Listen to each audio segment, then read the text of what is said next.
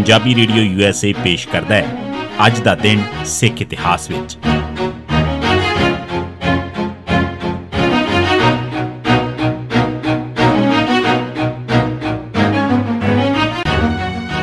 सिख इतिहास दीआं घटनावां च 27 दसंबर का दिन 1953 सिखां ने फतेहगढ़ साहिब गुरुद्वारे च पंडित जवाहर लाल नेहरू नूं तकरीर ना करन दित्ती।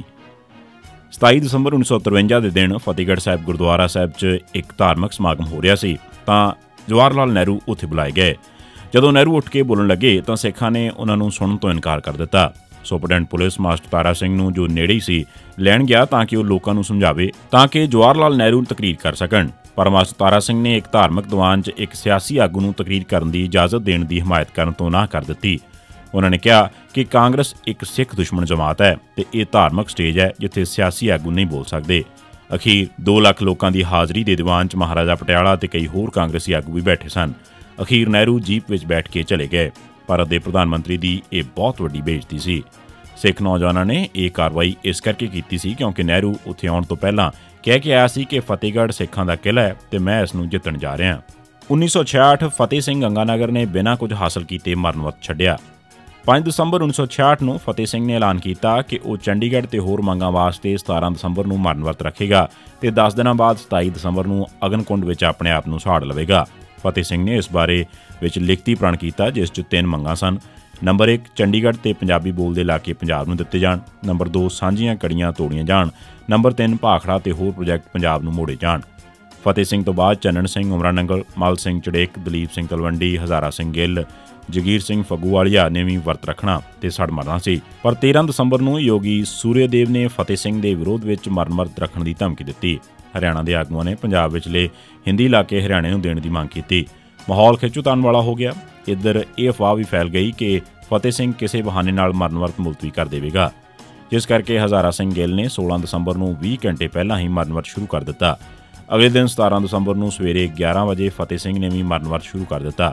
इस दे नाल ही फतेह सिंह का मरण वर्त खत्म करवाउण लई भी कोशिशां शुरू हो गईयां। सरदार हुकम सिंह नूं इस मकसद वास्ते खास तौर पर दिल्ली तो लिआंदा गया, पर उन्हां दीआं कोशिशां भी नाकामयाब रहीआं ते 24 दसंबर 1966 ਨੂੰ वापस दिल्ली चले गए। फतेह सिंह का मरण वर्त रखण समय प्रण सी कि चंडीगढ़ पंजाब नूं मिले, भाखड़ा ते होर प्रोजैक्ट वापस दित्ते जाण ते पंजाबी बोलदे इलाके वापस मिलण, पंजाब हरियाणा हिमाचल दीआं सांझीआं कड़ियां तोड़ियां जाण। पर हुकम सिंह के ऐलान में इन्हां चों कोई भी गल पूरी नहीं हुंदी सी। फिर भी 27 दसंबर 1966 ਨੂੰ शाम के 6:15 वजे सड़ मरण के ऐलान समय तो 2.25 घंटे मगरों फतेह सिंह ने अपना वर्त खोल दिता। 1919 कांग्रेस ते मुस्लिम लीग के मुकाबले सिख लीग बनी। 13 अप्रैल 1919 के दिन अमृतसर च जलियांवाला बाग च जनरल डायर ने 379 बेगुनाह लोगों को कतल और 1200 तो वध लोगों को जख्मी करके पंजाब च दहशत के नाल रूह का माहौल भी पैदा कर दिता सी। इस करके सियासी सिख जथेबंदी बनाने की कार्रवाई च कुछ चिर वास्ते खड़ोत आ गई। 7 महीने की खामोशी मगरों नवंबर 1919 के दूजे हफ्ते ये सरगर्म सिख फिर इकट्ठे हुए तो उन्होंने दसंबर च एक वड्डा इकट्ठ करके इसका ऐलान करने का फैसला किया।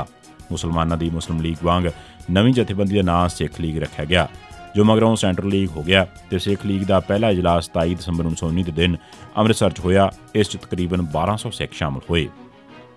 1985 जलंधर च शिव सेना वालों सिखां उत्ते हमले। 27 दसंबर 1985 के दिन जलंधर च शिव सेना ने सिखां उत्ते हमले किए। 5 पीर बाजार कोल दविंदरपाल सिंह ते जसविंदर सिंह चावला नूं त्रिशूल नाल जख्मी किया गया। 31 दसंबर ਨੂੰ हमलावरां ने जख्मी हुए जसपाल सिंह चावला कोलों मुआफ़ी मंग लई। ਇਹ समझौता करवाउण 'ਚ हिंदू म्यूनसिपल कमिश्नर वैद ओम प्रकाश दत्त दे नाल सुरजीत मिनहास, जगदीश सिंह, कुलदीप भाटिया भी शामिल सन। वैद ओम प्रकाश ने कहा कि उन्होंने 5000 रुपए इकट्ठे करके मुआवजा देंगे तो डिप्टी कमिश्नर ने कहा कि रैड क्रॉस तो भी उन्होंने मुआवजा दवावांगे। 1987 फतेहगढ़ शहीदी कानफ्रेंस डॉक्टर बुट्टर ने खालिस्तान का मता पास करवाया। 27 दसंबर 1987 के दिन फतेहगढ़ साहिब विखे श्रोमणी अकाली दल की कानफ्रेंस हुई। इस कानफ्रेंस डॉक्टर गुरनाम सिंह बुट्टर प्रधान सिख स्टूडेंट फैडरेशन माणोचाल ने खालिस्तान का मता पास करवाया। इस समय हाज़र सिखां ने एक राय नाल हथ खड़े करके इस मते की हिमायत की। इस ते सरकार ने कई अकाली आगुआं विरुद्ध मुकदमे दायर किए, जिस च इन्हां चों बहुत सारे अकाली आगू जेली जाण तो डरदे इस मते तो पिछे हट गए। 27 दसंबर 1988 के दिन पंजाब पुलिस ने बगीचा सिंह पुत्र सूरज सिंह ते अवतार सिंह पुत्र प्रताप सिंह बैक विलायत शाह जीरा फिरोजपुर नूं नकली मुकाबले शहीद किया। ये सी सिख इतिहास दीआं घटनावां च 27 दसंबर का दिन।